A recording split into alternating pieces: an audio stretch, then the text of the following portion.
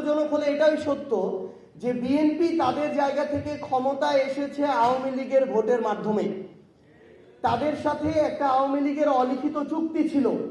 আওয়ামী লীগের বিভিন্ন নেতাকর্মীরা ইভেন শেখ হাসিনা পর্যন্ত দেশের বাইরে বসে এখন এই কথাগুলা বলে।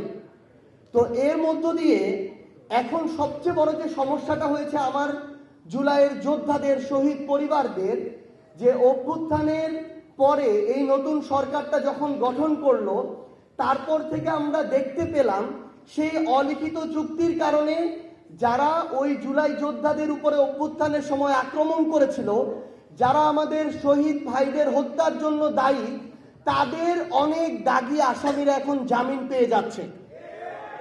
আমাদের আহত যোদ্ধাদের উপরে ঢাকা শহর থেকে শুরু করে বিভিন্ন জায়গায় যারা হুমকি দিয়েছিল, আক্রমণ করেছিল, লাঠি দিয়ে পিটিয়েছিল, তারা এখন আবার ওই একই জায়গায় বুক ফুলিয়ে বেড়াচ্ছে এবং আমার আহত যোদ্ধা আর শহীদ পরিবারদেরকে বলছে যে তোদের সময় শেষ হয়ে এসেছে, আমরা ফিরে এসেছি, দেখব তোরা কি করতে পারিস। এইরকম হুমকির মধ্য দিয়ে আমার শহীদ পরিবাররা যাচ্ছে, আমার জুলাই যোদ্ধারা যাচ্ছে।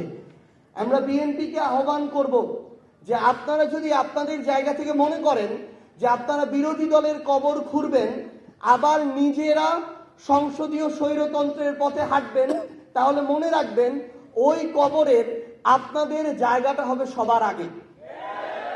এবং শহীদ পরিবার এবং আহত যোদ্ধাদের সর্বশেষ একটা কথাই বলবো যে আপনারা দয়া করে কোনো কিছুর বিনিময়ে, কোনো কিছুর বিভিন্ন ধরনের তারা তাদের জায়গা থেকে আমরা দেখাচ্ছি, আপনাদেরকে আশা দেখাচ্ছে, লোভ দেখাচ্ছে, দয়া করে এগুলোর বিনিময়ে বিভাজিত হয়ে সামগ্রিকভাবে আপনাদের যে আকাঙ্ক্ষাটা, এটাকে ক্ষতিগ্রস্ত করবেন না। কারণ এই আকাঙ্ক্ষা যদি ক্ষতিগ্রস্ত হয়, বাংলাদেশ ক্ষতিগ্রস্ত হবে, আর বাংলাদেশ ক্ষতিগ্রস্ত হলে আপনিও বাংলাদেশের অংশ, আপনিও এটা হবেন। আমরা আপনাদেরকে কোনো দলের ব্যানারে দেখতে চাই না। আমরা চাই সকল শহীদ পরিবার এবং আহত যোদ্ধারা একসাথে যে আকাঙ্ক্ষা নিয়ে আপনাদের পরিবারের মানুষগুলো জীবন দিয়েছে, আপনারা ওই আকাঙ্ক্ষার পক্ষে থাকুন।